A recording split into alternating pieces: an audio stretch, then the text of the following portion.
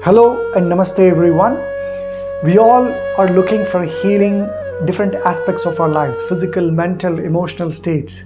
And we are also looking for true freedom, freedom where we feel awakened, enlightened, energized, and feel that we have realized our very essence of our existence in this world.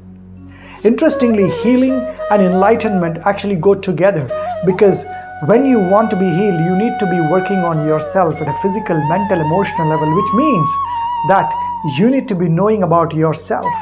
And enlightenment, on the other hand, also is the work on the self so that you can reveal your highest potential by realizing your true essence. So healing and enlightenment are tightly integrated. One leads to the other.